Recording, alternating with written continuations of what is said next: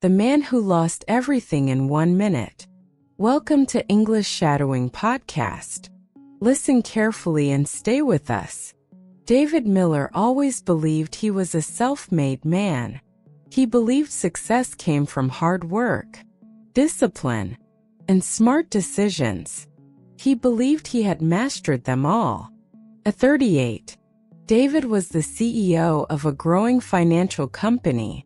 His name appeared in business magazines. People shook his hand with respect.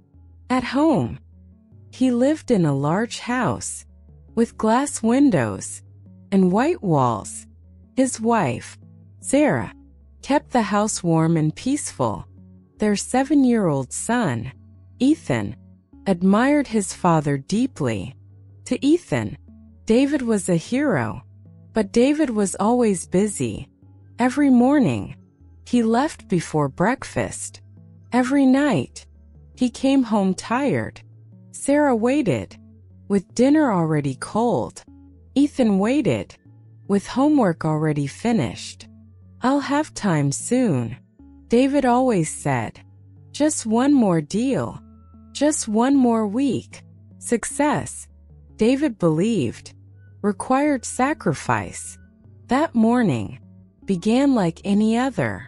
David stood in front of the mirror, fixing his tie. Sarah stood behind him, holding a cup of coffee. "You're leaving early again," she said gently. "It's an important day." David replied, "After this quarter, things will slow down." Sarah smiled, but her eyes showed doubt. Ethan ran into the room. "Dad, are you coming to my school play today?" David hesitated, just for a moment. On the drive to work, David's phone rang. It was his business partner, Mark. "Morning," Mark said quickly. "There's a small issue with one of the accounts. Nothing serious." David sighed. "Mark, you worry too much. Handle it." There was a pause. "Yeah, sure," Mark replied. "Talk later." Minutes later, David's phone vibrated again. An email notification. Bank alert. Account suspended. Urgent. David frowned. Before he could open it, the traffic light turned green. Cars behind him honked loudly. Annoyed, David drove forward. That decision took 1 minute. When David arrived at his office, something felt wrong. Police cars were parked outside. Employees stood together, whispering. Some avoided eye contact. Inside, officers waited. "You are under investigation for financial fraud." The words hit him hard. "That's impossible," David said. But the documents told a different story. His name, his signature, everywhere. Within 1 minute, he lost his company. By afternoon, the news spread. By evening, his phone was silent. At home, Sarah sat on the couch, crying.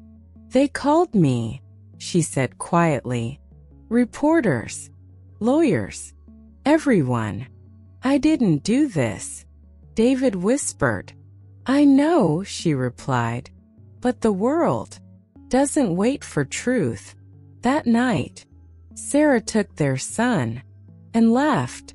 Within 1 minute, David lost his family. Weeks passed. Friends disappeared. Doors closed. Silence grew louder.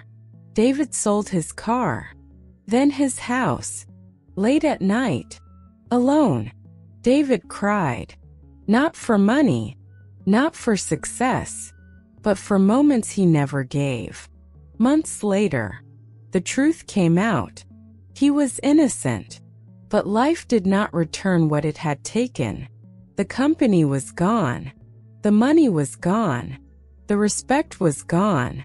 Years later, David worked at a small bookstore. The pay was low, The work was simple, but for the first time, he went home on time. One day, a boy walked into the store. "Dad." David turned around. It was Ethan, taller now, older. They walked together in the park that evening. "Are you happy now?" Ethan asked. David smiled gently. "I lost everything in 1 minute," he said. "But I finally learned what truly matters." Sometimes, losing everything is the moment we finally learn what we should never take for granted.